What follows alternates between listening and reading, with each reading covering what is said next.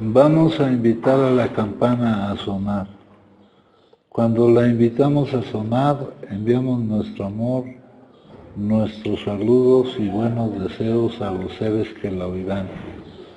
Deseamos que al escuchar la campana dejen de sufrir, que empiecen a practicar la respiración consciente, encuentren la energía de la paz y la alegría en ellos y sean capaces de transformar la energía de la ira, el sufrimiento y la desesperanza. Por eso invitar la campana a sonar y enviar su sonido para que la gente en nuestro alrededor pueda oírla es una acción sumamente compasiva. No podemos hacerlo sin poner todo nuestro corazón en ello. Con el cuerpo, la palabra y la mente en perfecta unidad, envío mi corazón con el sonido de esta campana. Que todos los que la escuchen despierten de su olvido y trasciendan el sendero de la ansiedad y el pesar. Escuchando la campana siento que las aflicciones que hay en mí empiezan a disolverse.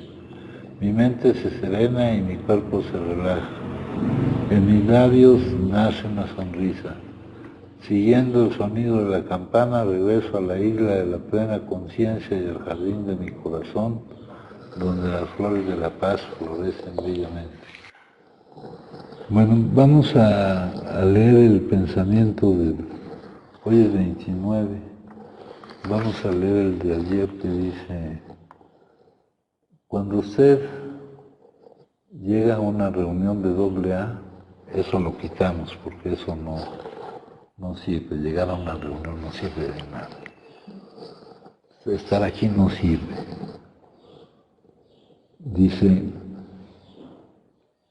no solo está llegando ahí, a un lugar donde está lo propicio para experimentar un cambio, sino que está llegando a una nueva vida. Ahora la vida no cambia, entonces para que sea una nueva vida, ¿qué es lo que debe de cambiar? Lo que debe de cambiar soy yo. Mi contacto con la vida es una percepción de la vida, cómo la percibo, cómo la veo, cómo la siento. Esto me puede servir aquí en nuestro proceso de tratamiento. Dice que el que sea de ayuda mutua, que muchos lo mencionan como autoayuda. Los residentes son los principales contribuyentes en su proceso de cambio. La ayuda mutua significa que todos individualmente asumen la responsabilidad en el proceso de cambio de sus compañeros. En nuestro modelo juega un papel muy importante. Bueno, aquí se brinda esperanza. Cuando un adicto observa que otros han logrado mantenerse en abstinencia y que tienen una buena calidad de vida, y aquí si ha logrado mantenerse en abstinencia, que sea porque ha desaparecido la causa del consumo, que no sea por otra razón, sino que sea porque ha habido un cambio. Cuando un adicto observa que otros han cambiado, que otros ya están en una nueva vida, esa nueva vida, eso nuevo está en mí, no está en lo de fuera. Siempre quedo impresionado por el cambio que vean las personas, que veo en las personas después de haber estado un tiempo.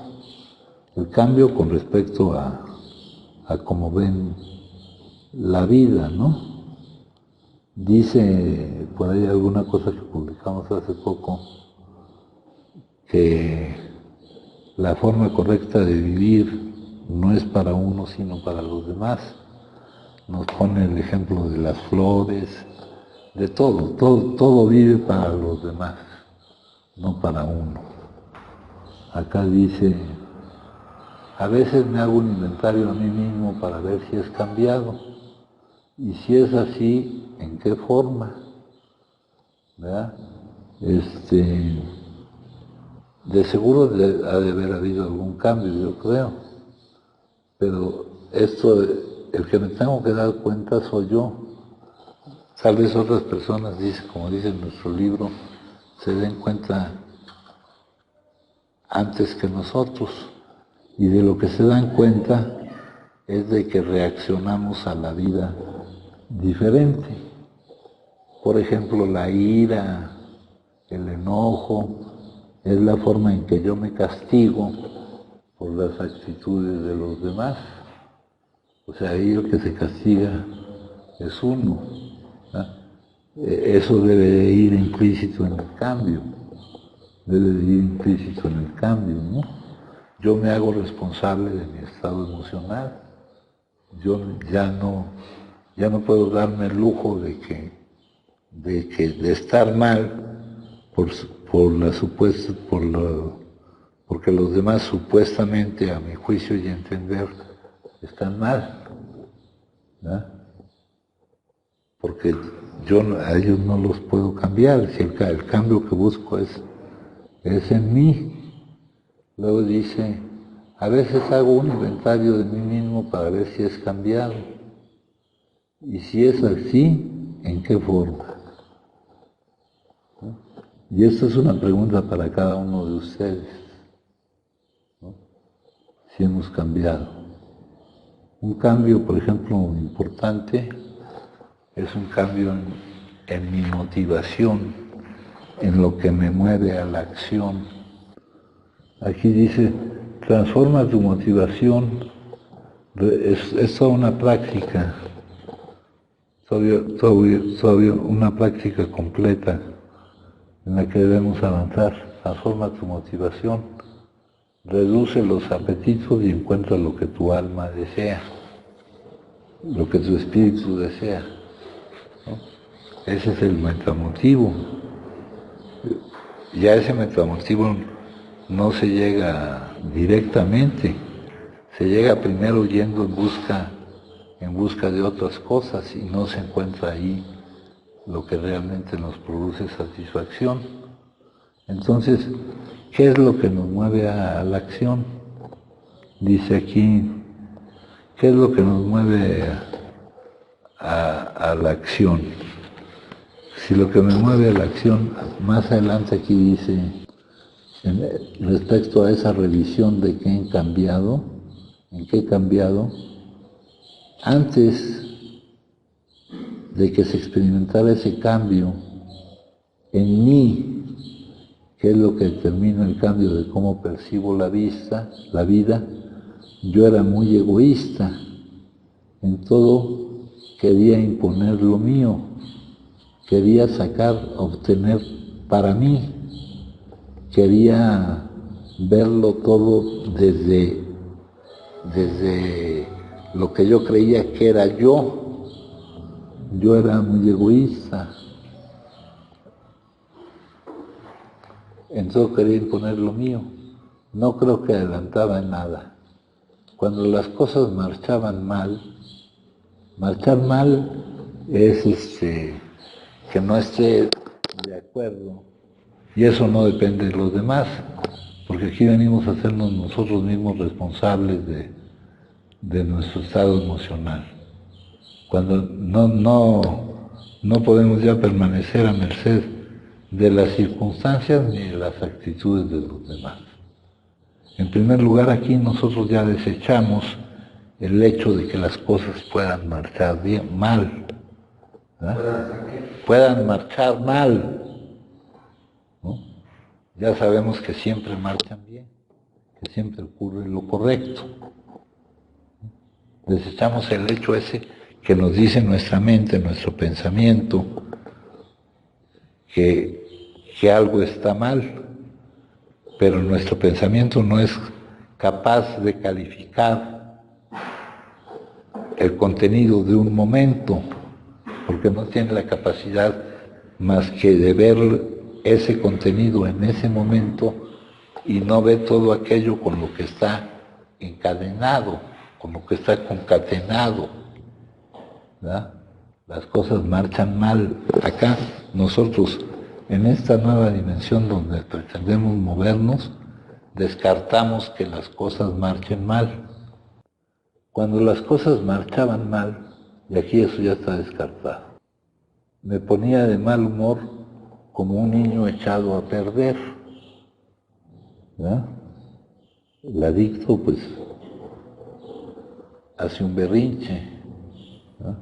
Aquí hay un compañero que usa esa palabra para definir cómo se pone cuando las cosas no están como él calificaría que están bien, ¿verdad?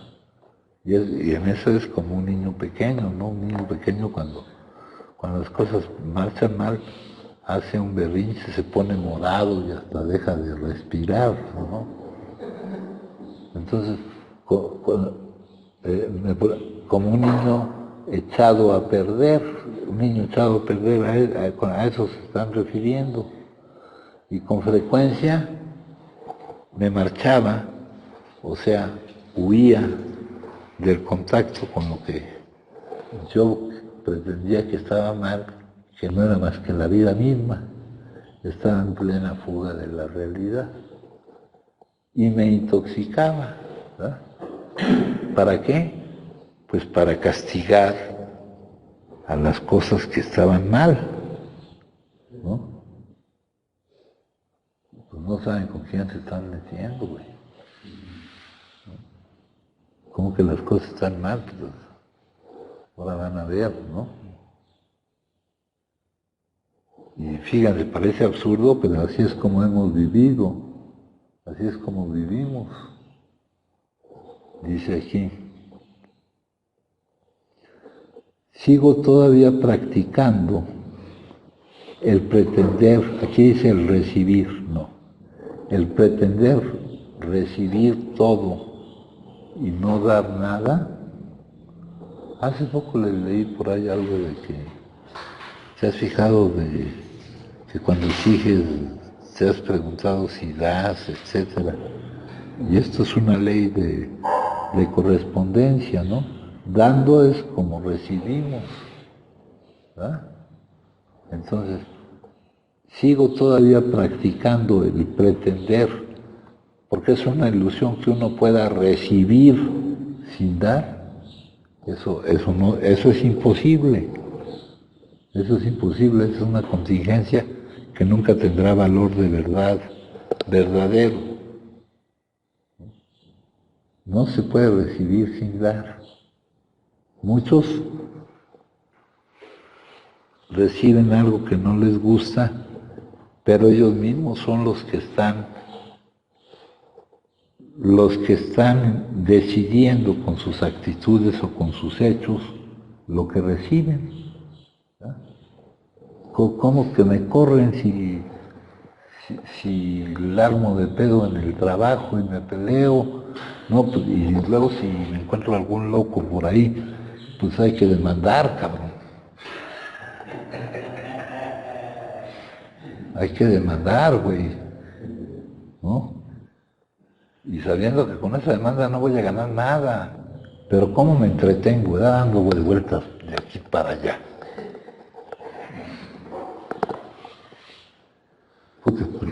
¿Qué ojetes? ¿Por qué me corren, güey?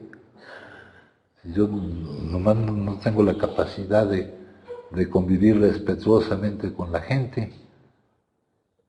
Si siempre estoy molesto con lo que pasa. ¿Verdad? De que más es el dato que yo tengo desde que alguno llegó aquí, siempre está molesto con lo que pasa. ¿Verdad? Molesto con uno mismo por lo que hace, pues no, porque es uno mismo. ¿Verdad? Entonces es incomprensible todo eso. Hay dos cosas que tenemos que tener si vamos a cambiar, aquí le llaman nuestra forma de vida. Arriba nos decían que habíamos llegado a una nueva vida. Y en la nueva vida lo que cambia no es lo de fuera, sino cómo la vivo. Hay dos cosas que tenemos que tener si vamos a cambiar nuestra forma de vivir, no lo que vamos a vivir, porque lo que vamos a vivir no lo determinamos nosotros, compañeros. La vida es la que nos vive, ¿verdad?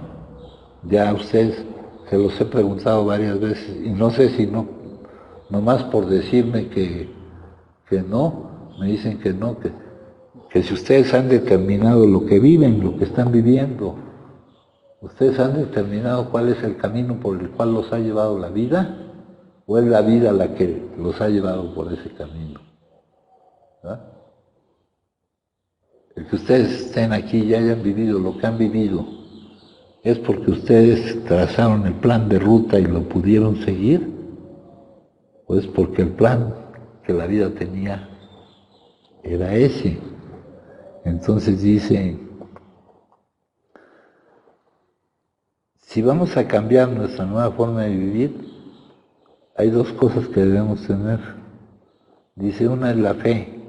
Inmediatamente desecha la palabra con una coma y la cambia por la confianza en las cosas invisibles, ¿no? Por aquí acabamos de publicar una cosa. Fe es dar el primer paso, aunque usted no vea la escalera entera.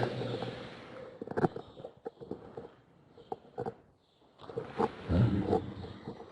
Y así hay un montón de definiciones análogas. Fe es esa confianza que no se basa en una razón, sino se basa en de quien proviene lo que vivimos, no se basa en nuestro pensamiento, ¿verdad? Pero es difícil que logremos eso, es muy difícil. Dice aquí, es la confianza en las cosas invisibles, esa bondad y ese propósito fundamentales del universo. El universo es bueno, la vida es buena. Nuestra enfermedad está en percibirla como mala, ¿verdad? Y reaccionar a ello en la forma en que reaccionamos, como cuando dice aquí, reaccionamos como un niño echado a perder. Luego dice aquí, esa bondad y esos propósitos fundamentales del universo, que es realmente mi propósito. Acuérdense, usted está aquí para que su divino propósito se despliegue y esa es su importancia. No es al revés, no es al revés. Estamos aquí para que el divino propósito se despliegue y esa es nuestra importancia.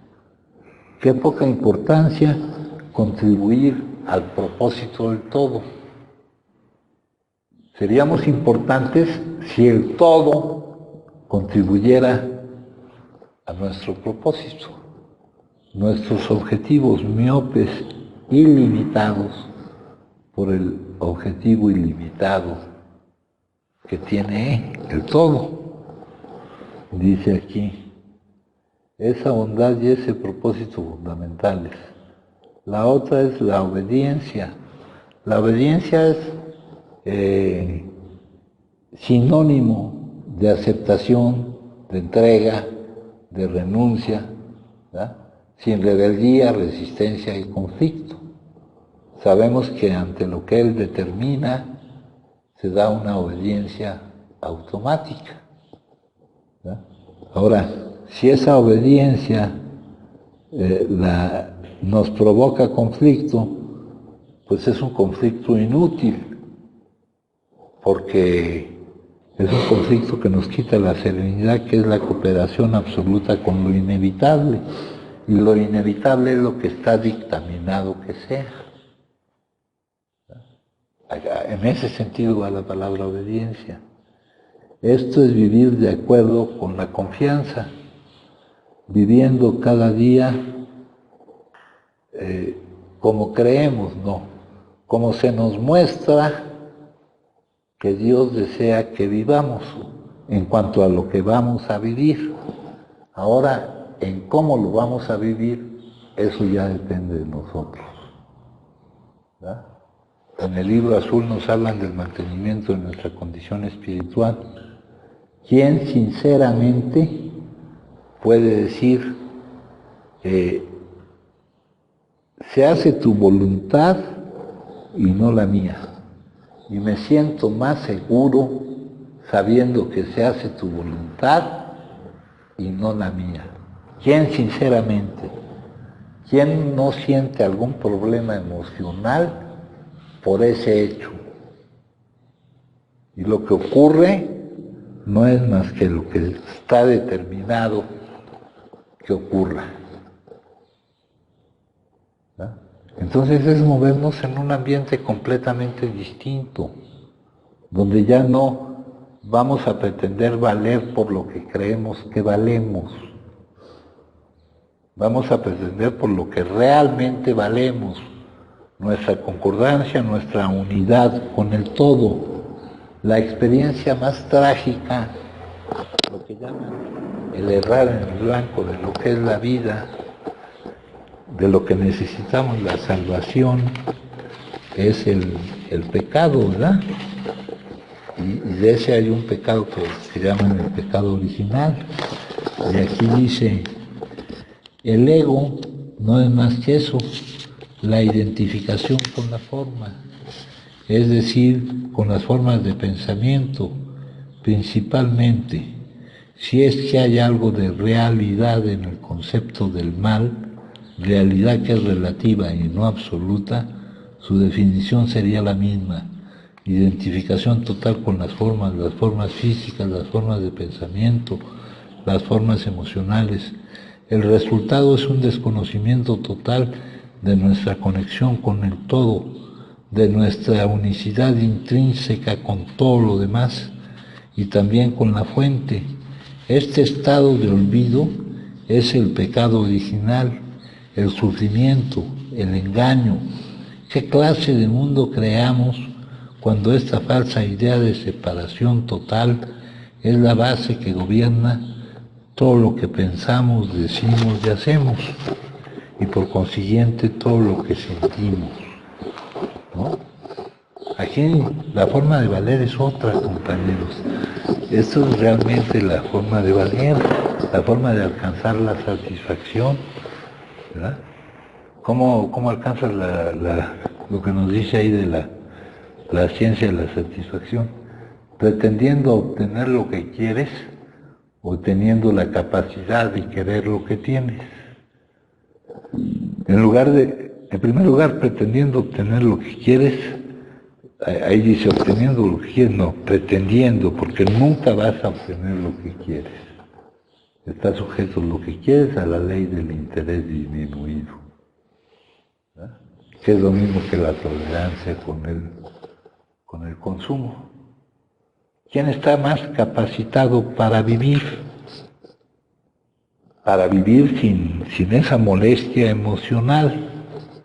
El que tiene la capacidad de querer lo que tiene, de valorar.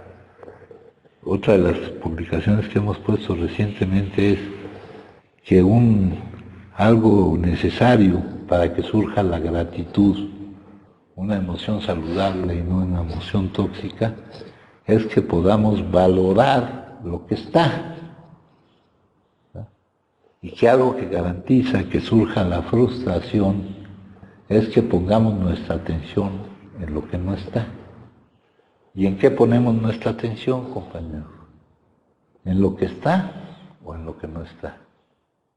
Ahora, esto que está, durante mucho tiempo no estuvo y fue muy molesto para nosotros que no estuviera. Muy molesto, muy doloroso, muy dañino en cuanto al desvío, en cuanto a los efectos nocivos a todas nuestras áreas de vida, a nuestra propia salud, ¿no? Pero como ya está, ya no lo valoramos. Somos incapaces de hacer llegar con suficiente impacto a nuestra memoria lo que hemos vivido, ¿no? Alguna vez hablamos de la honestidad o de la honradez es el acercamiento a tu verdad. La mente tiene un mecanismo de defensa y cuando la verdad es dura, niega las cosas, las niega, no las ve. Ahora, ¿cuál es la única forma de salvar ese obstáculo? Viendo para qué ha servido o encargándote de que lo que hayas vivido te sirva para abandonar un estado de insatisfacción con las cosas, hijo. Un estado que no te impedía adaptarte a la vida. Tú sigues insistiendo en que la vida se adapte a ti. Sigues insistiendo. Eso nunca va a ser posible. Entonces, ¿quién está más capacitado? ¿El que quiere lo que tiene o el que pretende querer lo que tiene? Ahora, ¿por qué debemos de valer? ¿Por qué debemos de valer? Nuestro valor ya está intrínseco. Viene de nuestra propia naturaleza. ¿Verdad? Nos habla el Padre Nuestro, que dice Padre Nuestro. Ese es el que determina nuestra naturaleza. Ahí en las metáforas de crecimiento espiritual dice que la imagen anterior debe desaparecer y de la muerte de esa imagen surge otra hasta que ya no queda ninguna imagen que... Pero nosotros estamos muy preocupados por la imagen que otros tengan de nosotros mismos o por la misma imagen que nosotros mismos tengamos de nosotros mismos, ¿no? Él nos conoce, nos hizo y nos hizo como nos hizo, nos creó como nos creó y somos irrepetibles, somos únicos, por lo que valemos ya está dentro de nosotros, pero no son los valores que están parametrizados por las cantidades que rigen el mundo condicionado de allá afuera. Esos parámetros no nos dicen nada de lo que valemos, ¿no? Porque es un obstáculo el proceso de reintegración, el salir de una comunidad de práctica espiritual un poquito más intensa e integrarte a ese nuevo, porque te bombardean y te vuelven a condicionar. Por eso tienes que estar completamente, totalmente tomando este mantenimiento de nuestra condición espiritual, porque ya tenemos la programación tan arraigada que tenemos que estar atacándola continuamente, todo el tiempo.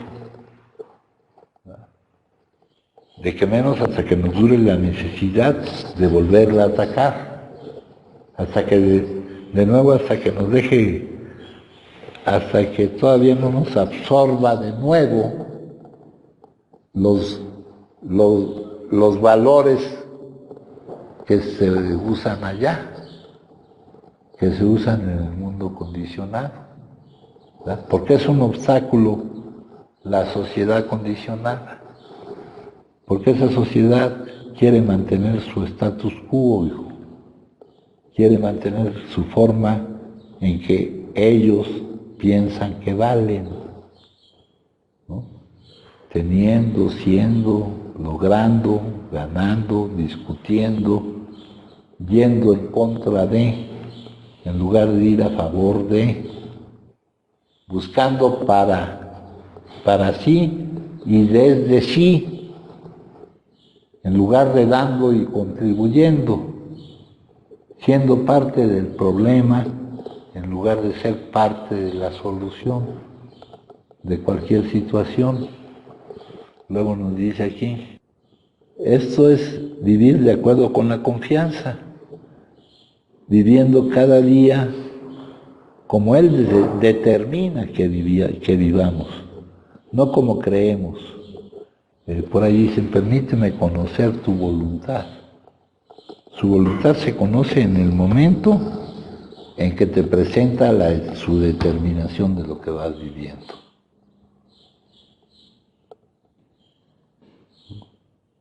Mucho puedes pensar, pero lo importante se te revela.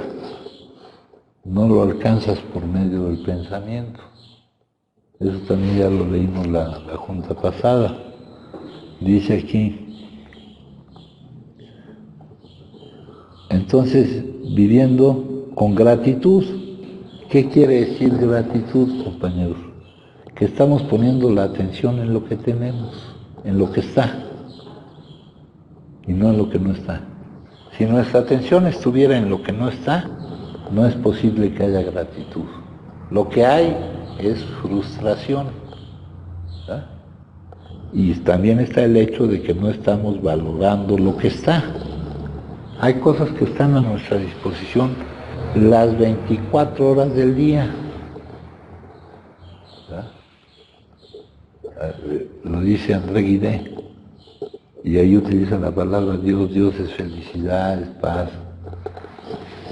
Pero quítale la palabra Dios, porque muchos nos enredamos con las palabras. El otro día alguien me preguntaba que cómo se define a Dios. A Dios no se le define. Las definiciones no sirven, compañeros. Las definiciones no sirven, son etiquetas. Dios no, de Él el único lenguaje para hablar es el silencio. Y de Él no sabemos absolutamente nada. Acá les estaba yo diciendo ahorita.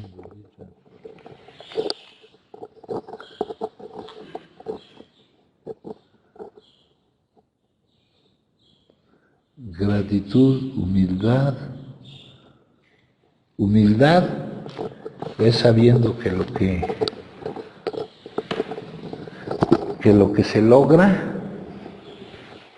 cuando alcanzas a ver que todo es un logro, que todo suceso es una ayuda, es por Él y solo por Él.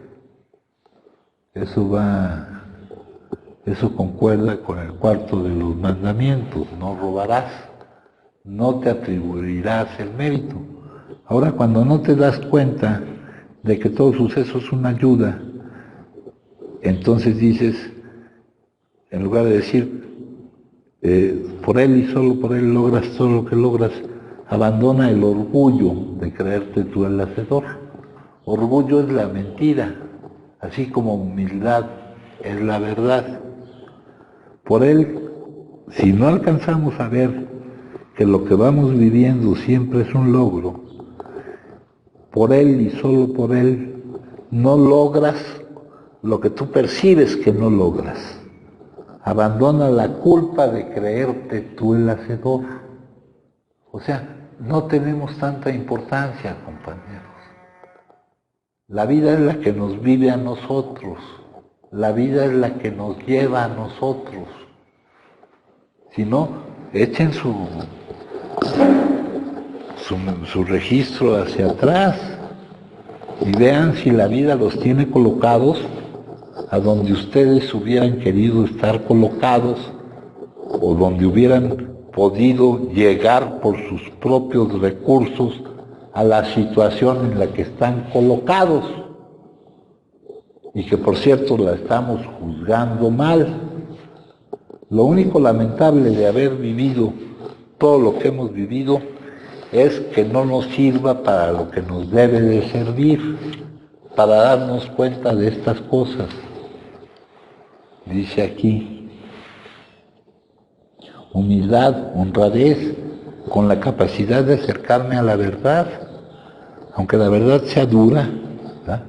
Que no surja ese recurso de negación que viene de la imposibilidad de ver la verdad de mi situación respecto a mi problema de salud, que me hace minimizar, ¿verdad?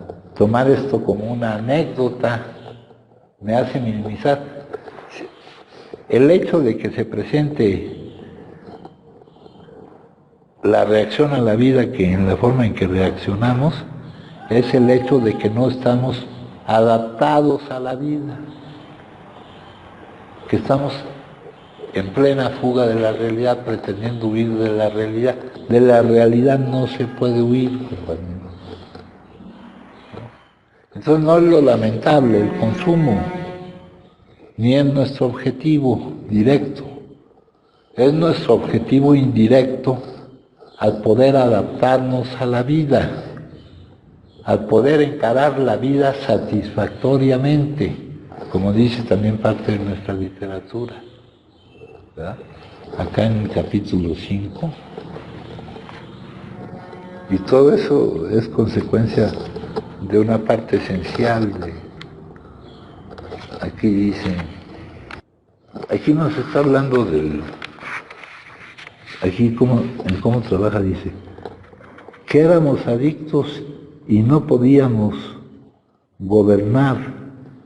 Aquí vamos a quitar la palabra gobernar, hacernos responsables de nuestras propias áreas de vida, que probablemente ningún poder humano hubiera podido remediar nuestra enfermedad, que el todo podía remediarlo y lo remediaría si lo buscábamos, pero si lo buscábamos como algo muy cercano a nosotros, no como un ser lejano, ¿no?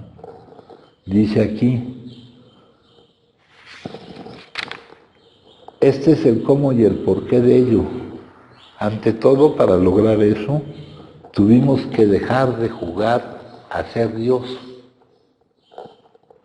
Lo que les he dicho de atribuirnos a nosotros el camino que ha llevado nuestra vida, de juzgar si eso ha estado mal, de no entender, de caer en la mentira, o sea, el orgullo, de creernos nosotros los hacedores, o la culpa, ¿verdad? Ante un problema de salud, nos resultaba. Después decidimos que en lo sucesivo, en este drama de la vida, ya saben que hay géneros literarios, géneros que le dan cierto toque a las cosas, ¿no? Y el drama, pues es un poco distinto a la comedia y a la trágico, no es cómico, ¿no? Se viven las emociones, en la vida se vive de todo, porque es un paso en el aprendizaje. Dice, después decidimos que en lo sucesivo, en este drama de la vida, hay alguien que dirige lo que vivimos. Aquí dice, iba a ser nuestro director, es el jefe. Estas son metáforas. No piensen ni en un director ni en un jefe. No lo bajen, no lo antropomorficen, no le den la forma humana. No piensen ni en directores, ni en jefes de lugares, de empresas, de oficinas, ¿verdad? Nosotros somos sus agentes, somos los que estamos encargados de llevar adelante su acción. La otra metáfora, Él es el Padre y nosotros sus hijos. La mayoría de las buenas ideas son sencillas y este concepto fue la piedra clave del nuevo arco triunfal por el que pasamos a la libertad. A la libertad de no lograr que las cosas fueran lo que nosotros quisiéramos, sino de hacernos responsables de nuestro estado emocional, ¿verdad? A la libertad espiritual, la única libertad que nadie te puede quitar, tu actitud frente a las circunstancias, cualesquiera que sean las circunstancias. Dice aquí, cuando asumimos sinceramente esta actitud, toda clase de cosas admirables sucedieron. Ya sabíamos que teníamos a alguien que era el que determinaba los contenidos de nuestra vida, que ese alguien todo lo podía, que Él proveía lo que necesitábamos si nos manteníamos cerca de Él, con Él dentro de nosotros. Es el único caso en donde el todo está contenido en cada una de sus partes. La vida una, eterna, la unidad. Acabamos de leer el pecado original. Es lo más trágico de la experiencia humana, ¿verdad? Aquí se los acabo de decir. Dice, resultado de un desconocimiento total de nuestra conexión con el todo, de nuestra unicidad intrínseca con todo lo demás y también con la fuente. Este estado de olvido es el pecado original, el sufrimiento, el engaño. ¿Qué clase de mundo creamos cuando esa falsa idea de separación total es la base que gobierna todo lo que pensamos, decimos, hacemos y por lo tanto sentimos? Y eso es el condicionamiento, compañero. Como con nuestros sentidos no alcanzamos a percibir que todos somos uno, vemos un espacio entre el yo que soy yo, el yo que ustedes creen que soy yo, que no es más que mi forma y me están identificando con mi forma, o el tú que son, o el ustedes que son ustedes. El yo que soy yo no puedes verlo, solo ves la forma que crees que soy. Esa forma que ves no siempre será, pero el yo que soy yo vivirá eternamente. Lo mismo puedo decir yo de ustedes. Entonces dice aquí,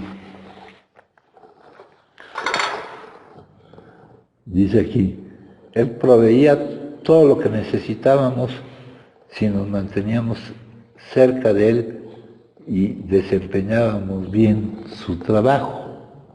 Su trabajo, ya también acabamos de publicar algo de eso, es vivir para los demás, es una ley natural. El árbol no vive para sí mismo, las flores no viven para sí mismas, las nubes, nada vive para sí mismo, vive para el todo. Aquí dice, Él proveía todo lo que necesitábamos, pero ¿cuál es el problema? ¿Quién prefiere lo que necesite a lo que cree que quiere? ¿Verdad? Lo lamentable no es que no lo tengas, sino que creas que te hace falta. Porque acuérdense que estamos luchando contra un bombardeo de condicionamientos donde nos dicen que todo nos hace falta. Y cada vez aumentan la lista, cabrón. Cada vez aumentan la lista. ¿Quién está conforme? Por ahí decían, gracias por protegerme de lo que creí que necesitaba y por bendecirme con lo que en realidad necesitaba, ¿no? Establecido sobre esa base, empezamos a interesarnos cada vez menos en nosotros mismos. Y ese es el egoísmo inteligente en lugar del egoísmo estúpido. ¿Ah? Los pueriles trabajan en beneficio propio. Los que ya se dieron cuenta cómo funciona la vida, trabajan en beneficio de los demás, porque es la forma más segura de obtener tu propio beneficio. Y ahí en este los demás no hay exclusividad, no es tu círculo más cercano. Tienes que irlo agrandando poco a poco. Aquí empezamos en una pequeña comunidad a practicar ciertas cosas, a pretender practicar ciertas cosas, porque también aquí nos es muy difícil de lograr.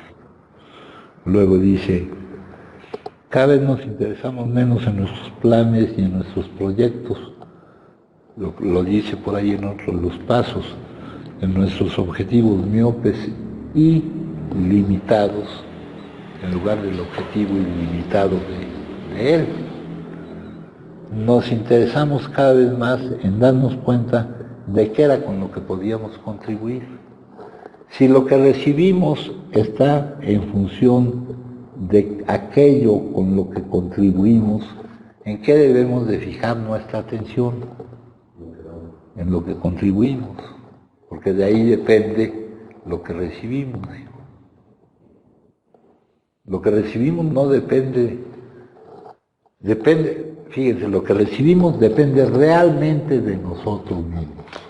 Luego dice aquí, a medida que y fíjense qué pasó, sentimos afluir en nosotros un poder nuevo, gozamos de tranquilidad mental, descubrimos que podíamos encarar la vida satisfactoriamente, que ya no era necesario pretender huir de ella, ¿verdad? ¿Por qué no podían no empezar a consumir y tampoco podían controlar su manera de consumir? Lo dice ahí, ¿verdad?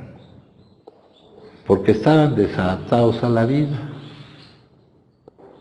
Esto es equivalente a estar esperando a que la vida se adapte a ti. En el número 1 de Como lo ve Bill, dice, creíamos que las circunstancias nos impulsaban a consumir. Nunca se nos ocurrió que nos deberíamos adaptar a las circunstancias, ¿no? Más o menos así lo dice.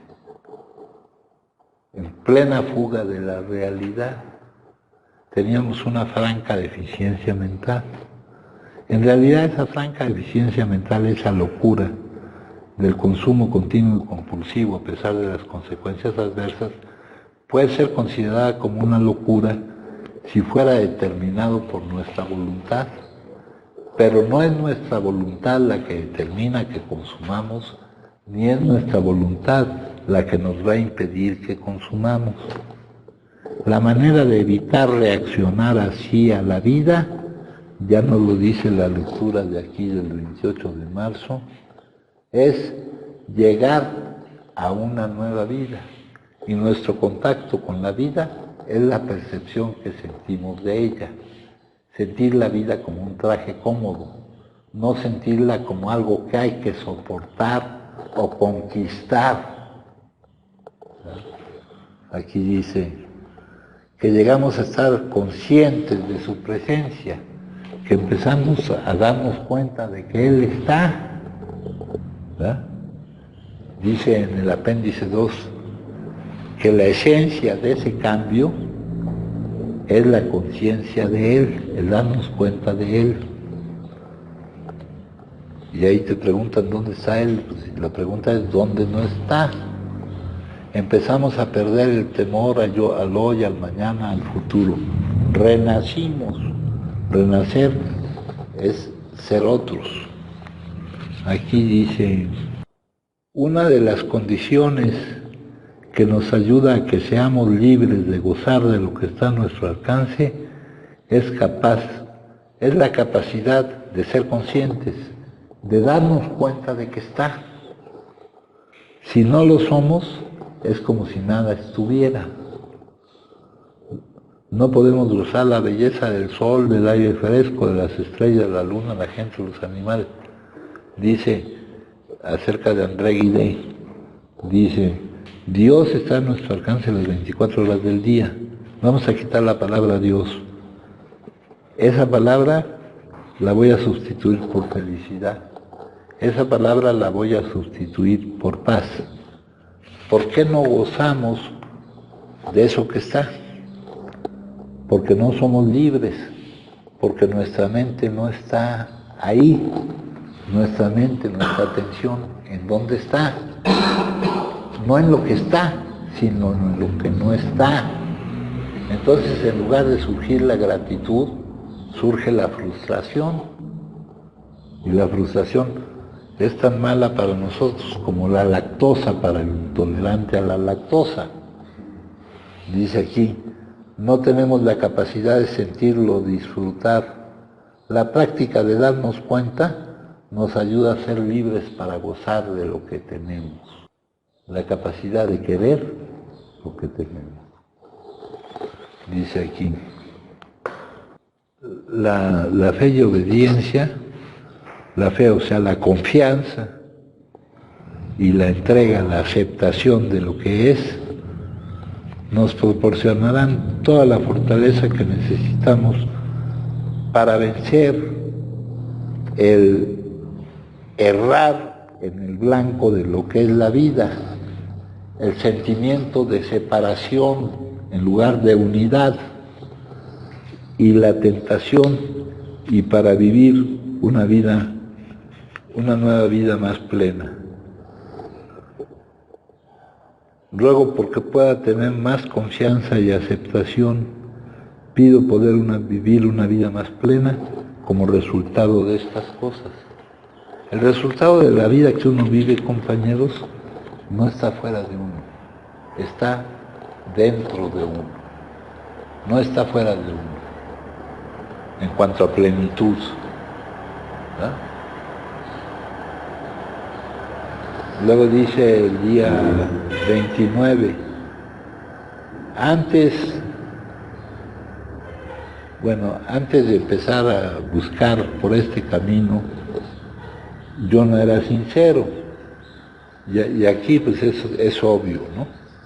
La forma de vida que llevábamos, de una vida centrada en el consumo, prepararse para consumir. Mentía a mi esposa constantemente acerca de dónde había estado, ¿no?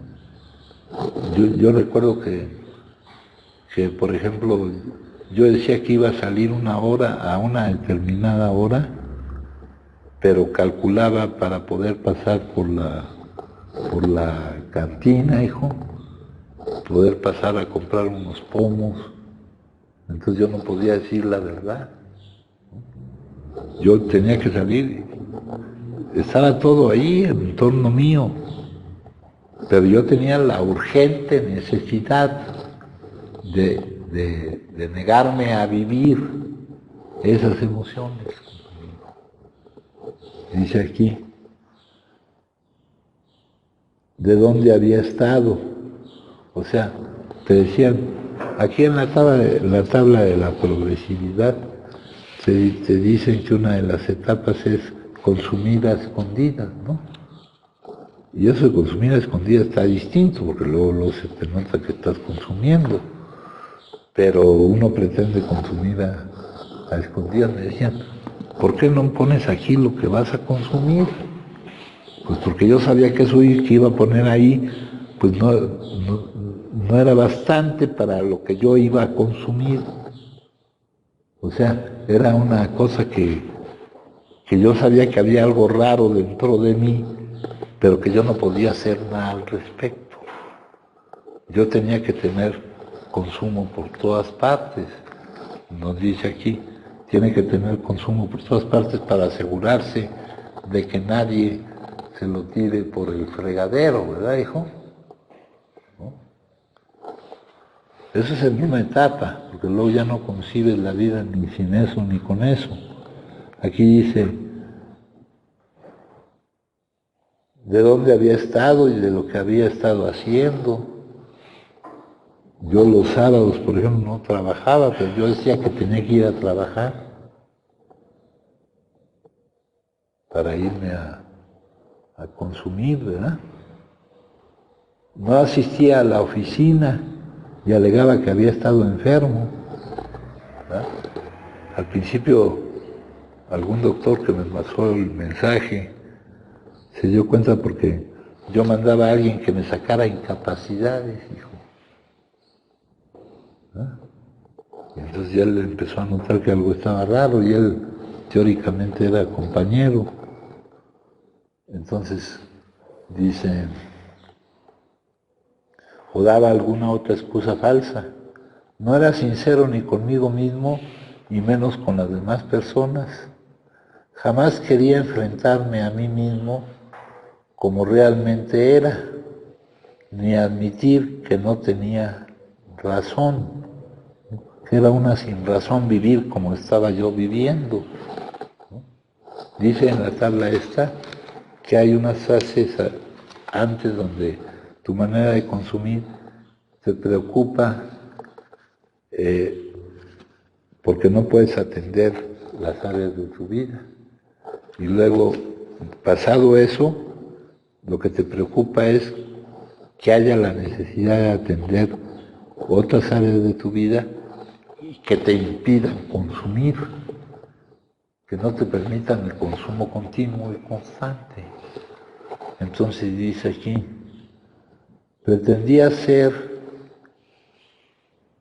ante mí que era tan bueno. Aquí no es cosa de que seamos buenos o malos, no es un problema de comportamiento, es un problema de salud. Pretendía ser ante mí que no estaba tan enfermo. ¿Cuánto tiempo negamos que teníamos ese problema de salud y lo vimos como un problema de comportamiento? Y aquí se nos dice que no somos culpables, pero que sí somos responsables de mantener nuestra enfermedad bajo control. Pero eso nos cuesta mucho trabajo entenderlo, que no somos culpables, aceptar que no somos culpables, ¿no? Y más con acá en el segundo paso dice, son muy pocos los adictos activos que tienen siquiera una idea de lo irracionales que son.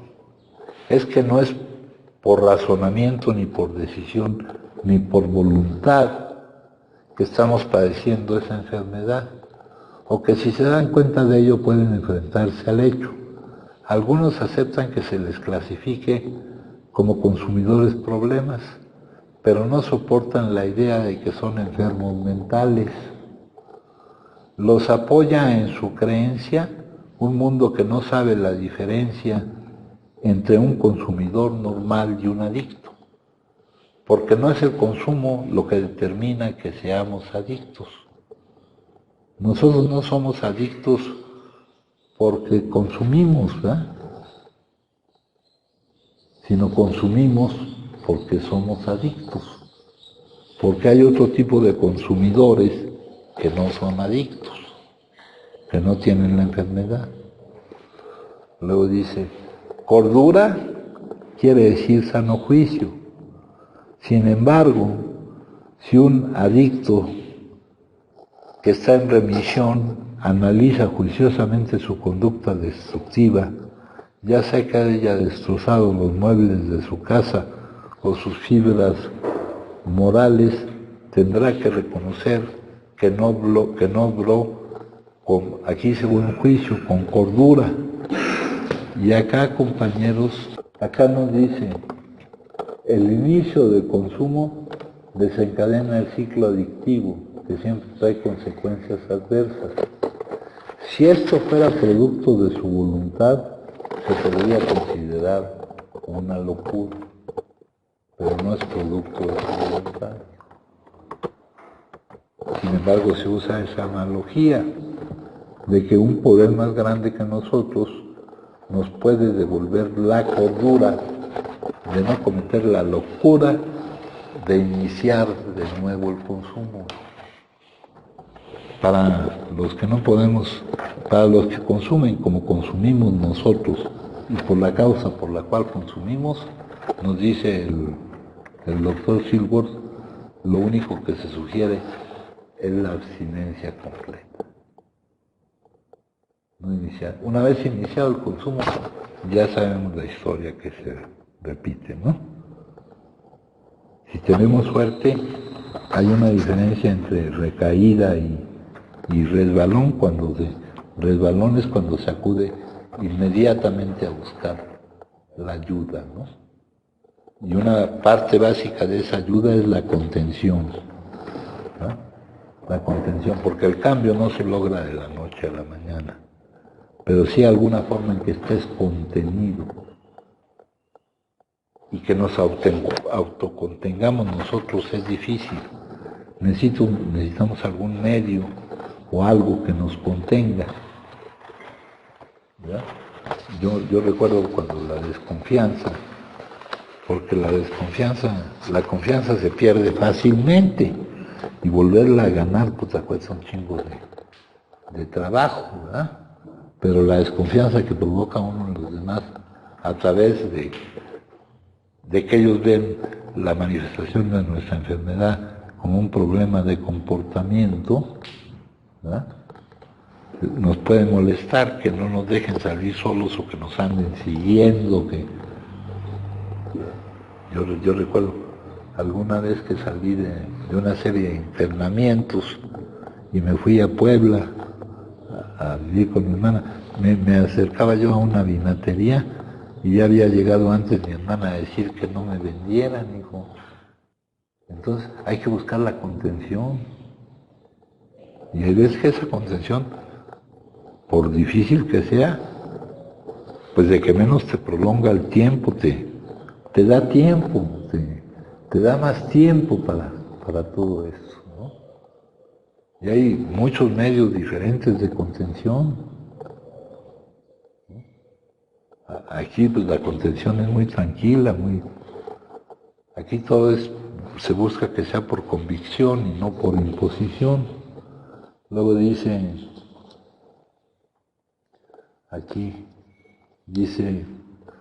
tengo que vivir en el mundo y sin embargo vivir aparte con Dios. Tengo que vivir en el mundo sabiendo que no soy del mundo.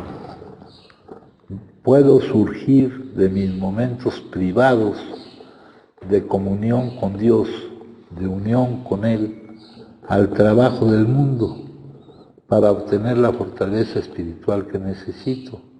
Mi vida interior tiene que ser vivida aparte del mundo.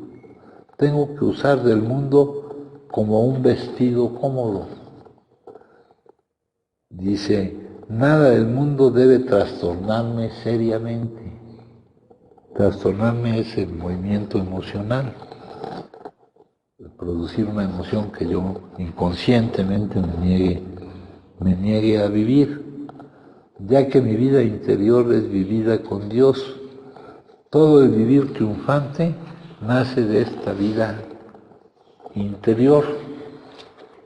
Aquí dice, recompenso su búsqueda con mi presencia, regocíjense y estén alegres, soy su Dios.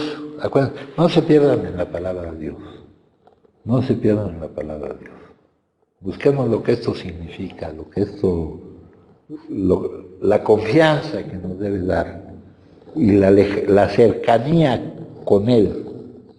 Es el único caso en el que el todo está contenido en cada uno de sus partes. Luego dice aquí, regocíjense y estén alegres. El coraje y el gozo conquistarán toda dificultad. Primero lo primero. ¿No? Búsquenme, ámenme, regocíjense en mí, soy su guía. No hay peligro que pueda asustarlos, ni disciplina que pueda agotarlos. Perseveren. ¿Pueden seguir con mi fuerza? Los necesito más de lo que ustedes me necesitan. Luchen en este tiempo por mí. La iniciación procede a toda obra real, a todo éxito para mí. ¿Están realmente dispuestos a vivir una vida aparte conmigo, en el mundo y aún así aparte conmigo? Avanzando desde mis secretos momentos de comunión para rescatar y salvar. ¿Verdad? Pero ¿qué es lo que pasa? Que eso pues no es tan importante. No es tan importante para una persona. Es importante para cualquier persona. ¿Verdad?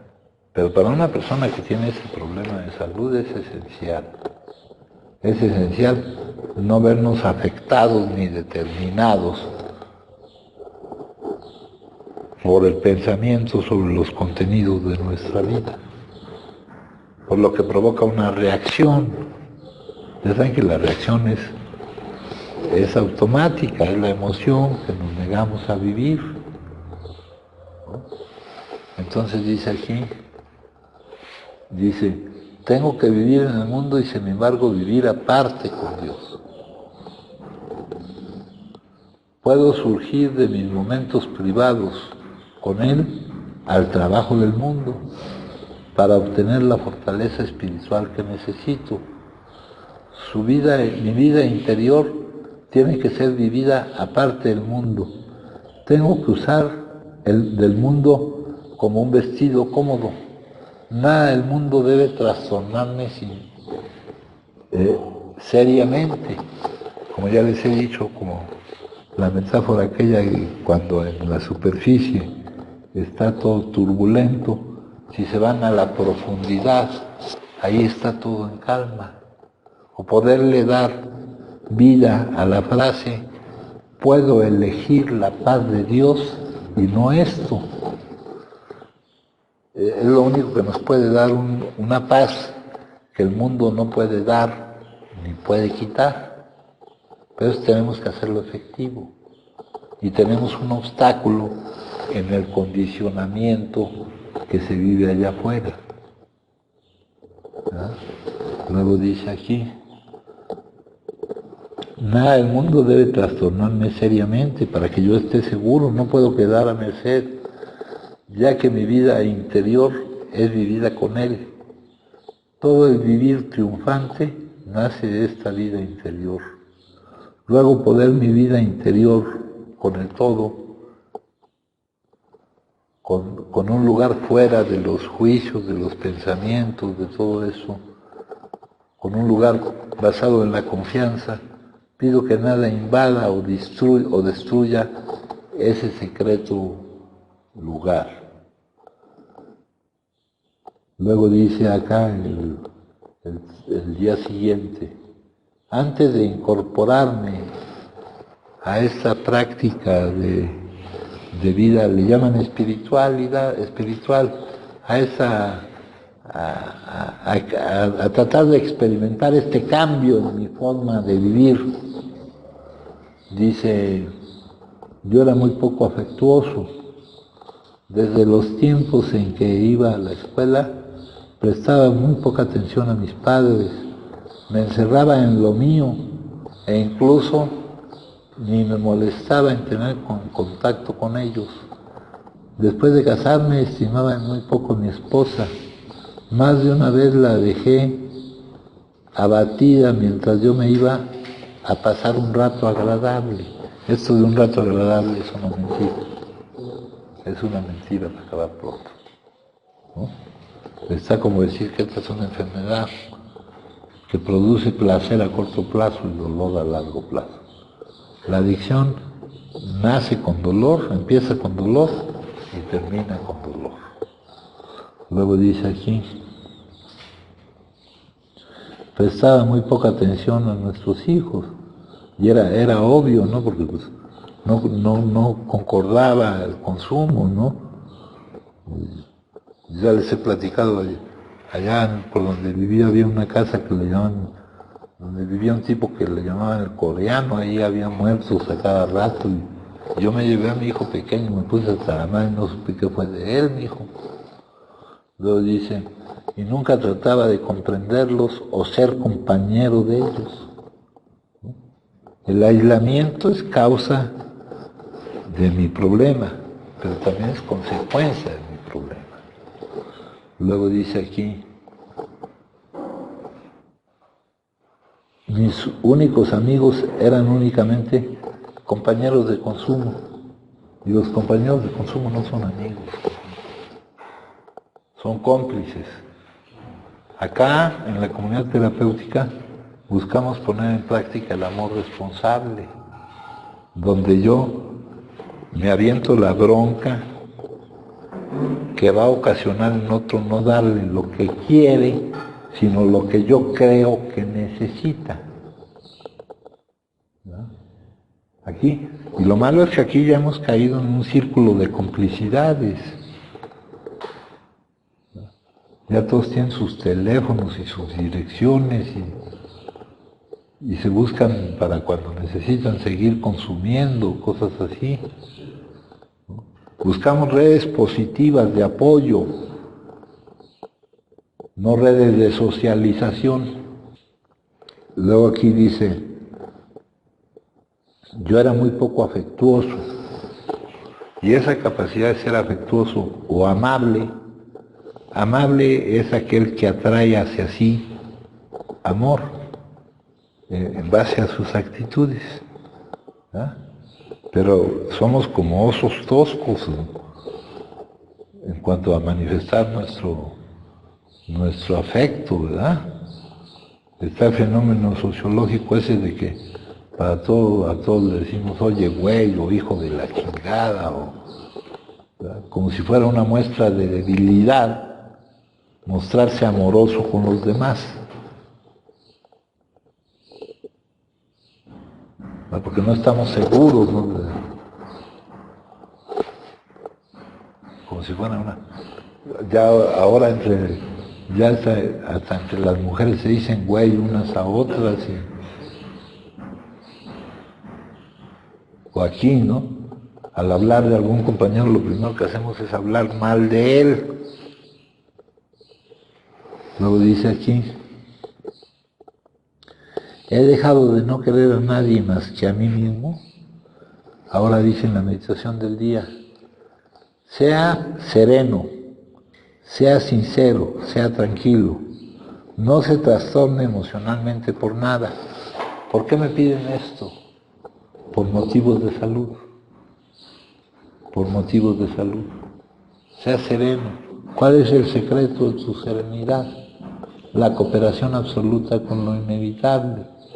¿Quién pudiera creer que la serenidad es algo valioso? ¿Verdad?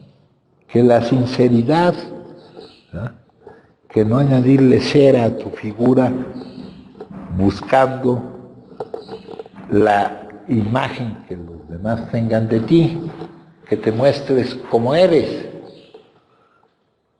Sea tranquilo. ¿Quién podría creer que la tranquilidad es algo valioso? Para alguien que está inquieto, irritable y descontento, ¿verdad? Para alguien que está intranquilo, para alguien que no sabe lo que quiere, pero sí sabe que no quiere lo que es.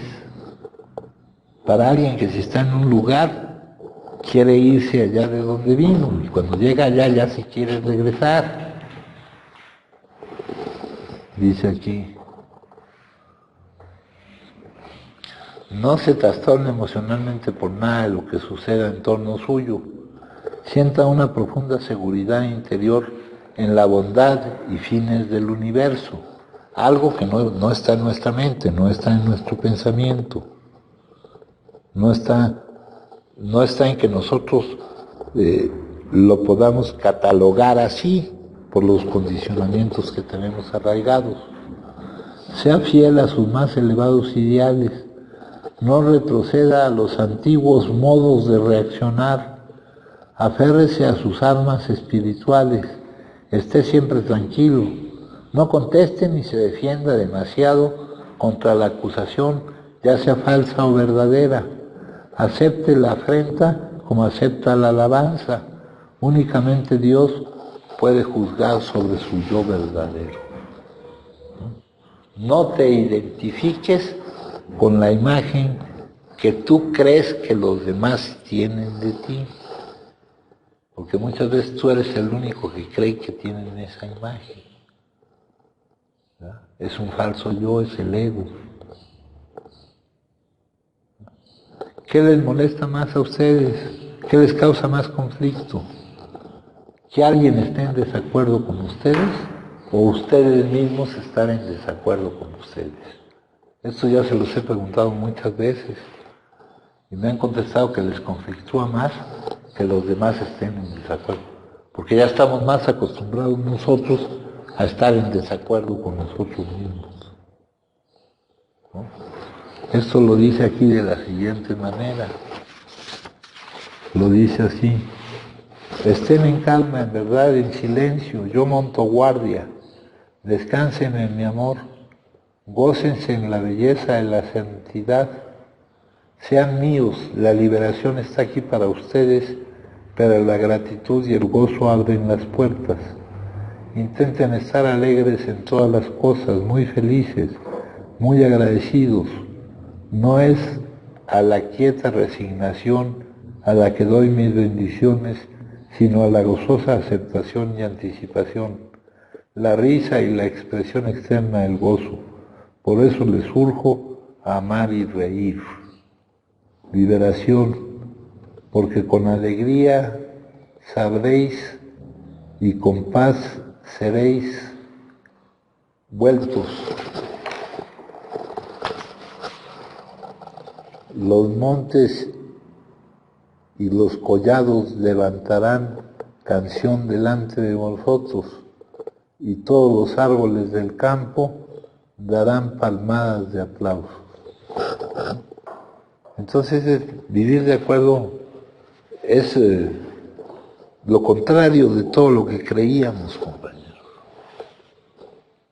Lo contrario de todo aquello para lo cual estamos programados. De todo lo contrario para lo cual estamos programados.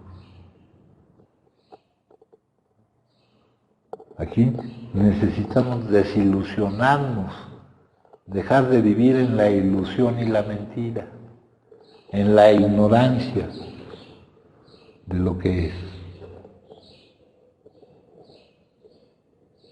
Si alguien gusta compartir, me dicen, compañeros. Sí, yo pues no voy a estar en nunca dejando una cosa con Roberto. Fíjate que ahorita desde que empezó la junta y todas esas cosas que se me van hablando, la primera es yo por ejemplo a mí me gustaría hacerte la pregunta de lo de la ira, ¿no? Toda esa parte, su raíz de dónde viene y se actúa igual que puede actuar, es una reacción hacia lo que yo etiqueto, eso lo sé, el por qué muchas de las veces no se puede mantener el control de a lo mejor ya no estar etiquetando, sino de no reaccionar. Te lo digo porque alguna vez nos comentaste, si no estoy equivocado, que el consumo para nosotros es una reacción hacia la negación inconsciente. Entonces esa parte de la ira también es un proceso inconsciente. Es un proceso inconsciente de lo que ocurre algo que no está dentro de algo o que tú creas que tiene que pasar, sucede y te produce una reacción. Sí, pero ya si te empiezas a dar cuenta, es la forma en que tú te castigas por las circunstancias o por las actitudes, juzgando las circunstancias y las actitudes de los demás, juzgándolas a través de tu pensamiento. ¿Hay alguna manera? Con las prácticas espirituales, cultiva la sabiduría emocional, sana tu corazón y aprende a amar. Deshazte de las emociones tóxicas y en su lugar de ellas pon las emociones saludables. Pon quita la ira, el resentimiento, el enojo, y pon la gratitud, el amor, la compasión. Todo eso tiene que ser una práctica a través de esta experiencia humana, porque a mí en lo personal, tratando de acercarme a mi verdad, yo en lo que yo vivo, a mí se me hace así como que hasta increíble. Es que voy a dejar de enojarme alguna vez. Esto es una introducción, hijo. Pero lo que importa es la práctica. Mira, esas son las prácticas que abarcan ciertas cosas, ¿no? Pero las prácticas comprenden ejercicios. Cultiva la sabiduría emocional. Cultívala, trabájala. Empieza a practicar. Trabájala, sí. Sana tu corazón y aprende a amar. Ama a todas las personas y acércate a la humanidad. Confucio. Cultiva la sabiduría emocional. Es cosa sabida que las emociones del alma afectan al cuerpo y producen grandes cambios en el estado de salud, cambios significativos y de amplio alcance. Es necesario vigilar las emociones del alma, examinarlas regularmente y mantenerlas en equilibrio. Maimónides es un sabio judío. La vida está regida por las emociones. Los sentimientos que invitamos a que entren en la mente acaban por seducirla y dominarla. Una vez que eso ha sucedido, esas mismas emociones dan color a lo que percibimos, moldean nuestra motivación y dirigen nuestra vida.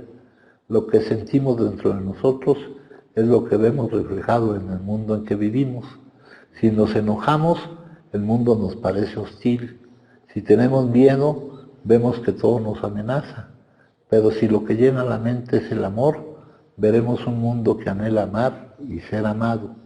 Transformar las emociones es absolutamente una de las prácticas esenciales, y las grandes religiones nos ofrecen tres modos principales de emprender dicha transformación: reducir sentimientos de dolor como el miedo y la ira, fomentar actitudes útiles como la gratitud y la generosidad, cultivar emociones positivas como el amor y la compasión. La naturaleza del amor. La idea del amor ha dejado una huella sobre el desarrollo de las culturas humanas en todos sus aspectos, que es más amplia e imborrable que ningún otro concepto. De hecho, muchos notables personajes arguyen que el amor es la fuerza más potente del universo, un impulso cósmico que crea, mantiene, dirige, informa y conduce a su debido final a todo ser viviente. Aunque el amor es algo muy buscado, casi siempre está muy mal entendido. Aunque deseado universalmente, rara vez se alcanza. La mayoría de las personas se sienten como víctimas indefensas del amor, una emoción que nos ataca como si fuese un acceso epiléptico y luego desaparece dejándonos deslumbrados y abandonados. Dice, el dolor del amor falso. Sin embargo, esa búsqueda desesperada parte del mismo error trágico en que todo apetito se sustenta. Está dominado por sentimientos de deficiencia, inadecuación y miedo, que nunca se examina conscientemente. Tal error conduce a una búsqueda fútil de alguien o algo que compense una carencia interior. Esta es la receta de un desastre. Tal vez encuentre satisfacción momentánea en un amante, una nueva pareja o en las aclamaciones enloquecidas de la multitud frenética. Pero en tanto que los miedos y las inseguridades interiores no sean atendidas ni curadas, las recompensas externas no dan sino alivio efímero en el mejor de los casos. Este apetito de amor basado en sentimientos de deficiencia, buscando ser completado por algo, eso, de ahí salió nuestra definición de adicción. Si ustedes recuerdan. De una percepción de vacío, ¿no? Espérame tantito. De ahí, aquí dice, relaciones amor-odio. Hasta que no entre en la frecuencia de la conciencia de la presencia, todas las relaciones y particularmente las relaciones íntimas serán profundamente defectuosas y en últimas disfuncionales. Pueden parecer perfectas por un tiempo, cuando usted está enamorado, lo cual es más bien un fenómeno fisiológico, mijo, por las feromonas y todo eso. Luego dice, pero invariablemente esta perfección aparente se interrumpe cuando las discusiones, los conflictos, la insatisfacción y la violencia emocional o incluso física ocurren cada vez con mayor frecuencia. Parece ser que la mayoría de las relaciones amorosas se convierten en relaciones de amor-odio muy pronto. El amor puede convertirse entonces en un ataque salvaje, en sentimientos de hostilidad o en el abandono completo del afecto en un abrir y cerrar de ojos. Esto se considera normal.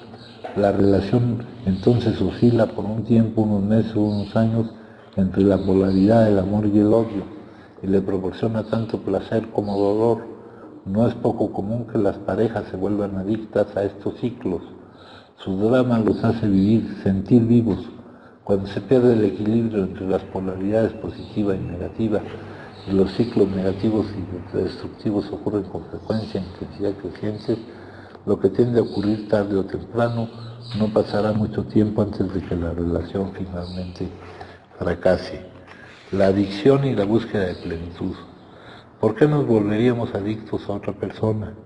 La razón por la que la relación de amor romántico es una experiencia tan intensa y universalmente perseguida es que parece ofrecer la liberación de un estado profundamente arraigado de miedo, necesidad, carencia y falta de plenitud, que es parte de la condición humana en su estado no redimido o iluminado.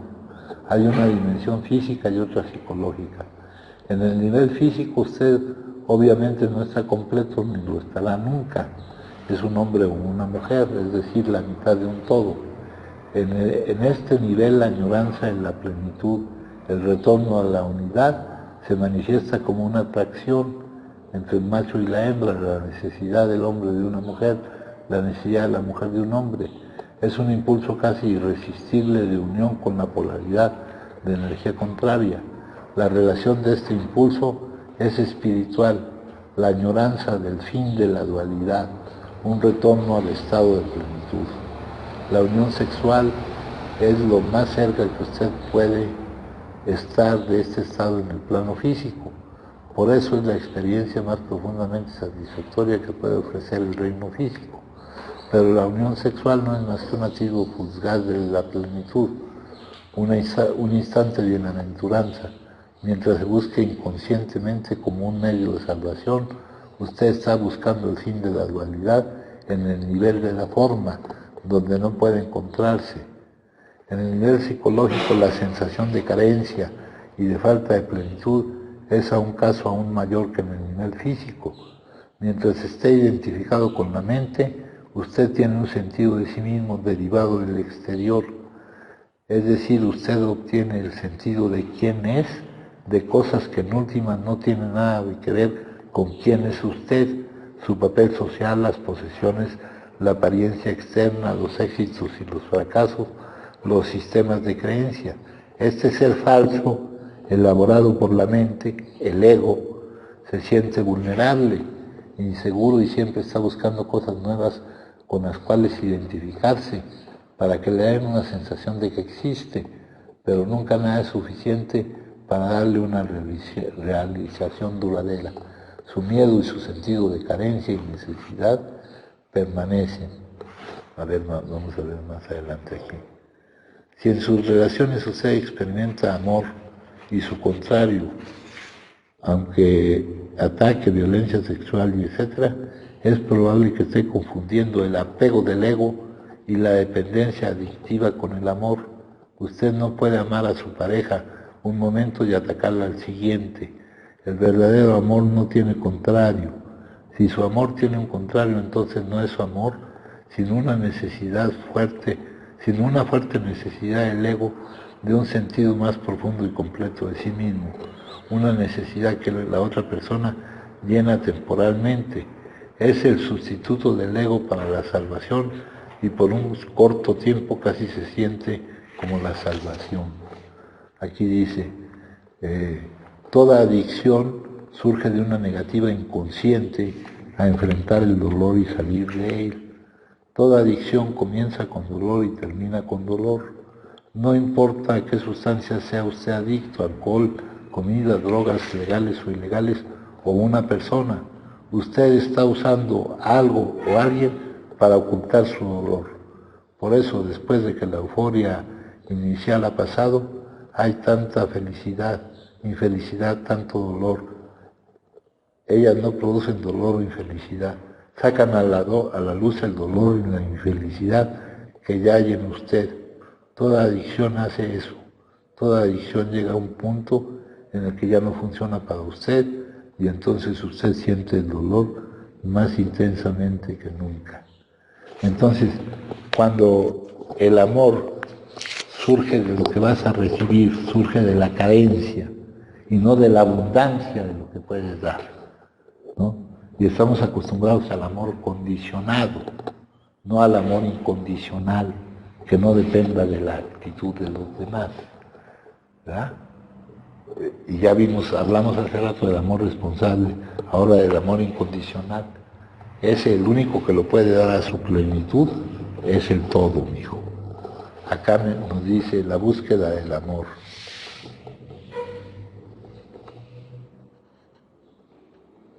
Dice aquí,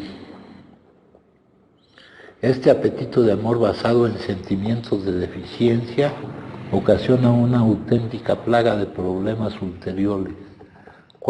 Cuando nuestra sensación de bienestar depende de la aprobación y el amor de otras personas, es natural que nos volvamos afectivamente dependientes o incluso que nos hagamos adictos a tales personas, nos aferramos a ellas, exigimos que nos otorguen exclusivamente toda su atención y las amamos bajo ciertas condiciones, ofreciéndoles amor cuando se comportan de acuerdo con nuestra voluntad, pero retirándoselo cuando no lo hacen. En cualquier punto del mundo occidental, si enciende la radio, es muy probable que sea bombardado por una serie interminable de canciones de amor populares, ejemplos fascinantes de placer y dolor, de afecto y afección. Sus versos son doloridas quejas, como no puedo vivir sin ti, no puedo dejar de pensar en ti, o me dan escalofríos cuando pienso en ti. Tales quejas sonarán conocidas para el médico, son las sintomáticas de la adicción a la heroína. Cuando el amor no surge de la abundancia, de la capacidad de dar, sino de la necesidad de llenar una carencia que tienes, no sirve. Eso es en cuanto al amor, que es una de las emociones, ¿no? Sí. Pero el amor verdadero, no el amor falso. Ahora dice la bienaventuranza, el amor, la cosa más grande del mundo. Hay un libro que dice ahí, la cosa más grande del mundo. Acá, ama a tu prójimo como a ti mismo. Acá otra, de acá, si hablando lenguas de hombres y de ángeles no tengo amor, soy como bronce que suena o címbalo que tañe, y si teniendo el don de profecía y conociendo todos los misterios y toda la ciencia y tanta fe que trasladase a los montes, si no tengo amor no soy nada. El amor es longánime, es benigno, no es envidioso, no es jactancioso, no se hincha, no es descortés, no busca lo suyo, no se irrita, no piensa mal, no se alegra de la injusticia, se complace en la verdad, todo lo excusa, todo lo cree, todo lo espera, todo lo tolera. El amor jamás decae. Eso es de San Pablo. Es preciso amar verdaderamente todo. El gobernante, el ministro, al marido y a la mujer, a los amigos, también a las montañas, a los ríos, a los seres espirituales, a los pájaros, a los animales y a las plantas, a fin de poder realizar mi humanidad, que junto con todos ellos forma un solo cuerpo. Entonces manifestará por completo mi carácter luminoso y en verdad formaré un solo cuerpo con el cielo y la tierra y la multitud de seres. La manera más directa y natural de alcanzar el estado sublime e inefable del samadhi, la absorción total en la presencia divina, es el amor impersonal. Ahora, el reto de las emociones difíciles. Respuestas torpes. Juzgar las emociones difíciles. Juzgar que las emociones difíciles son malas, condenándolas. Suprimir las emociones dolorosas, empujándolas a umbrales fuera de la percepción. Dejarse llevar por ellas, inflamándolas como hacemos, por ejemplo, al alimentar resentimientos hacia alguien que nos ha hecho daño mientras planeamos cómo vengarnos. El objetivo es el equilibrio, no la supresión emocional. Cada sentimiento tiene su propio valor y significado.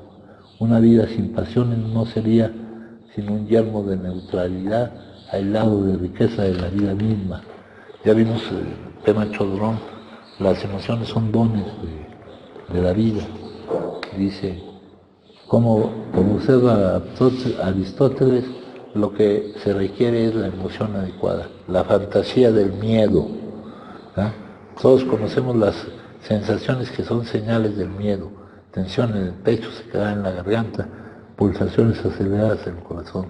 Se trata de una emoción natural y útil que desempeña un papel importante como señal de peligro. Y aquí lo ponemos hasta en duda, ¿no? ¿Por qué no pongo mi dedo sobre el encendedor? no porque soy ante una señal, sino porque sé que me voy a quemar, hijo.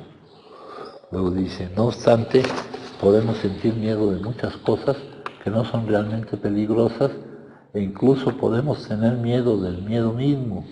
El miedo llega a ser tan doloroso que somos capaces de cualquier cosa, de sacrificar lo que sea, con tal de evitarlo.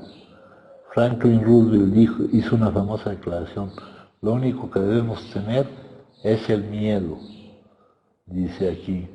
Durante un instante piensa en algo que te dé miedo, un accidente de automóvil quizá, o la pérdida de un ser amado, o quedarte sin empleo, reflexiona un poco. Te atorra el choque en sí, la muerte en sí, el hecho de perder el empleo. ¿No es más bien que te aterra lo que te imaginas que pasaría si algo de eso llegara a suceder? Por ejemplo, en el caso del accidente, ¿qué te da miedo? ¿El instante del choque o la idea de los dolores y las heridas? Date cuenta que no tenemos miedo a lo que está sucediendo en el presente. Más bien el miedo se compone de pensamientos y fantasías sobre lo que pudiera pasar en el futuro. El miedo siempre se refiere al futuro, pero el futuro no existe, solamente habita en nuestras fantasías. Ahora mismo lo único que existe es el momento presente, el resto es imaginación. Mark Twain lo dice claramente, mi vida es una serie de desgracias, la mayoría de las cuales nunca sucedieron. ¿No? Luego acá adelante dice el rabino Nachman, en verdad lo único que el hombre teme está dentro de él y también está ahí lo único que apetece. Cuando logramos entender eso, comprendemos que no hay por qué estar indefensos ante los miedos y los apetitos. Y por eso alguien hizo el acrónimo de fear, miedo, falsa experiencia con aspecto real. ¿No? El dolor de la ira. Este es un método analítico de ver lo que te produce estar experimentando la ira. Estos son ejercicios para cultivar las emociones positivas y desterrar las emociones negativas. Y no puedes dejar el lugar vacío. Destierra las emociones negativas y su lugar debe ser ocupado por las emociones positivas, como la gratitud, el amor, la compasión. Pero esto es la práctica, pues, ¿no? Sí. Esto que hacemos aquí es una introducción nada más, hijo. Necesitamos trabajar en ello. Fíjate que también lo que es una realidad, Padrino, es que realmente, en verdad, hay varias cosas que se van dando. Una de ellas puede ser que ya no le adjudicas a la personalidad la situación, ¿no? O sea, es algo que yo vivo. Ya no le adjudico a la personalidad del individuo, de la persona, o lo que sea, el conflicto que yo siento, sino que de alguna manera sé que la vida me quiere enseñar algo. O sea, esa es otra parte en la que a través de y va junto con la otra pregunta, entonces, esa es otra parte que opera, es real que opera, Ya hay cosas que por automático llegan a la mente, y a mí me llega mucho esa parte donde tú nos dices reeducar la mente, ¿no? A través, sabemos que cómo es el proceso, pienso, siento y actúo, ¿verdad? Pero también es real que no deja de sentirse cierto conflicto, no deja de sentirse ya no a un grado de reacción con una agresividad hacia lo demás, ¿no? Hacia lo que creo que me lo está provocando. No, pero en nuestro caso la agresividad es hacia nosotros, mijo. Sí, ahí lo dice así, pero por eso dice cultivamos, ¿no? Cultivamos esa parte. La otra cuestión que te quería comentar es donde tú nos dices que hagamos un análisis, que si nosotros realmente estamos en el punto donde alguna vez nos imaginamos estar, ¿verdad? Es una realidad que no es así, pero también es una realidad para mí en lo personal, que el día de hoy, ahorita dijiste, no culpables y responsables, es una realidad que ya sabemos que hay algo que se llama causa y efecto. Si yo estoy en la práctica, es difícil que me llegue una emoción que me niegue a vivir. Mas, sin embargo, la posibilidad está.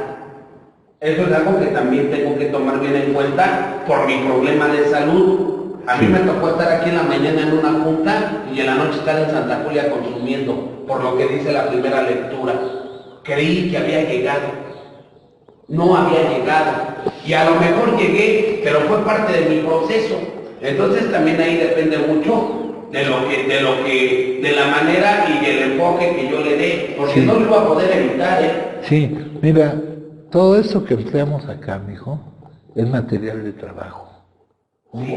Algunas palabras de las que podamos decir algo. Pero eso de llegar a una reunión, eso no me está diciendo nada. Sí, eso ya lo sabemos, sino la entrega que tengas en esto. La participación, el que realmente te pongas a trabajar en esto, no el estar aquí o no estar. Y la capacidad de reconocimiento, porque muchas de las veces... Y en realidad estar, dice, nos damos cuenta de lo que está, o nuestra mente está atrapada. Se lo leí hace ratito. Sí. Tenemos conciencia de lo que está pasando, nos damos cuenta, o nuestra mente está atrapada por nuestros pensamientos, hijo. Y nuestros pensamientos hacia dónde jalan, hacia lo condicionado. Dijiste esa parte. ¿Por qué nos tienen que decir que lo primero es lo primero? En eso hay que insistir muchísimo, porque siempre creemos que lo que es lo primero, lo más importante, no es esto. Aunque ya hemos vivido que sin esto lo demás nuestra enfermedad nos incapacita, nos imposibilita, nos cierra todas las posibilidades. Esto hace que haya posibilidades de algo, de las que él determine, no imposibilidades, no las posibilidades que yo quiera, ¿verdad? Pero dice el mantenimiento de no estamos curados, tenemos el mantenimiento de nuestra condición espiritual. Se hace tu voluntad y no la mía, y yo con eso siento confianza y no conflicto. Pero ¿quién puede decir sinceramente eso? Me siento protegido por el hecho de que se haga su voluntad y no la mía. Ya no juzgándola con mi pensamiento, los contenidos que la vida me está presentando en este momento es el único que hay. Yo creo que eso solamente puede ser a través de un resultado a obtener del cultivo y de la práctica. De la práctica. Y de la necesidad, ¿no? Dice ahí que tenemos que cambiar. Dicen hay una solución y en el capítulo 4 hay una solución, dice,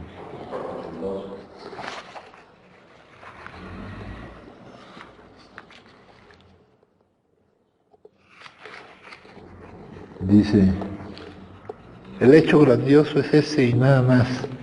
Y aquí mete una palabra que mejor la quito, porque con eso no me voy a hacer bolas. Me dice, experiencias espirituales profundas y efectivas. No, cambios, ¿verdad? Que estas experiencias han revolucionado, han cambiado grandemente toda nuestra actitud hacia la vida, hacia nuestros semejantes y hacia el todo, hacia el universo de Dios. El hecho central en nuestras vidas es actualmente la certeza de que Él está dentro de mí y de forma ciertamente milagrosa ya ha empezado a realizar por nosotros cosas que nosotros no podríamos hacer solos. Y aquí en el capítulo 4, nosotros los agnósticos, me dice,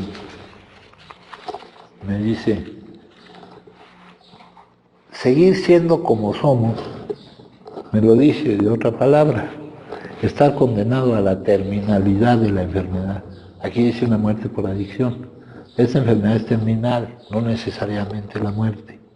El internamiento permanente, la cárcel, muchos posibles finales, la locura.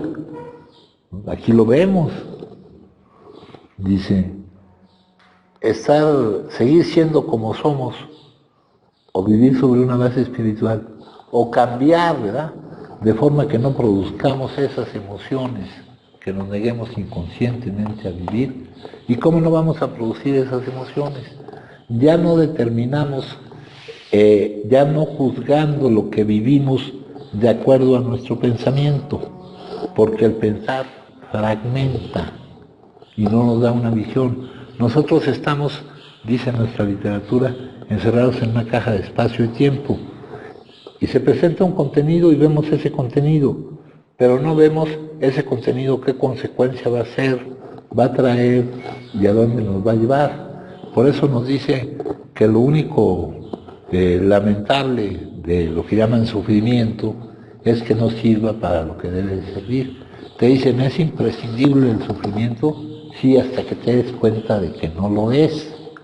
Entonces, el seguir siendo como somos es como en física, el que una partícula vaya por la misma dirección. La dificultad para cambiar de dirección se llama inercia. Es una fuerza.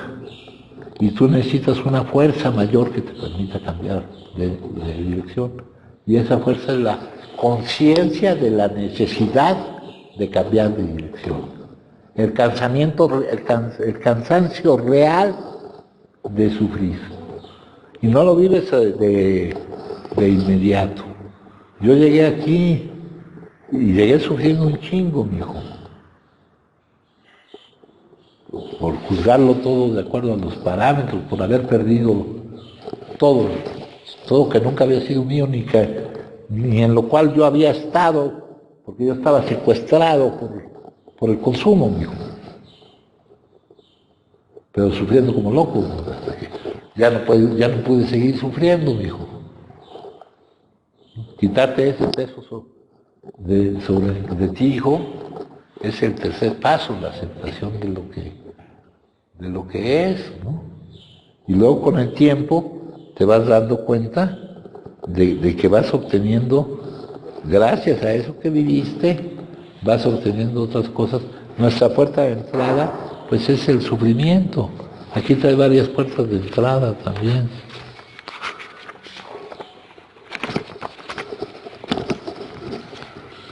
Es la alquimia, es el transformar los metales pesados en metales preciosos, ¿no? Puertas de entrada a lo no manifestado. Y para nosotros la puerta de entrada es esta, amigo, el haber vivido lo que hemos vivido, ¿no? Es la puerta por la cual nos vemos obligados a entrar a esto, si no, no entraríamos. Y todos tenemos necesidad de entrar a esto. No es una necesidad exclusiva de los que tenemos ese problema de salud, porque ese problema de salud, no en su manifestación de consumo, sino en su manifestación de no estar bien con la vida, lo tiene toda la humanidad, hijo. Y toda la humanidad necesitaría eso. Pero para nosotros, pues la forma en que va progresando y cómo se va presentando esto, nos lleva a la necesidad y sobre todo ir verificando cómo se va dando lo que se abandona el sufrimiento, lo que en un momento dado te producía una emoción muy molesta, lo que yo viví cuando perdí todo, cuando creí que perdía todo, lo que ni siquiera tenía, creo. O como ahora todos esos mismos hechos me provocan emociones difíciles, ¿no, hijo? Te he puesto el ejemplo de cuando murió mi papá, lo que hice fue ponerme hasta la madre. Yo sin darme cuenta de qué era lo que estaba yo haciendo, ¿no? Ahora que murió mi hermano, que murió mi madre, esos mismos hechos no me produjeron para nada una emoción molesta, amigo.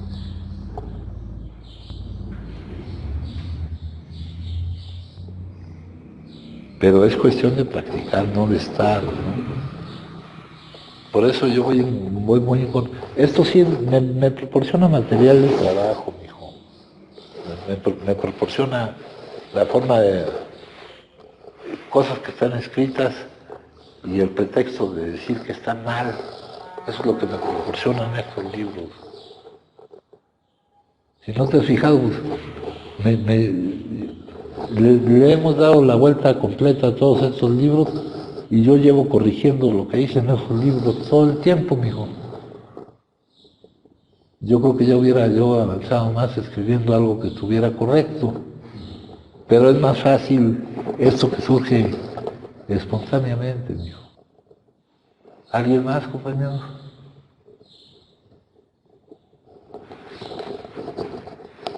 Bueno, pues les agradezco mucho.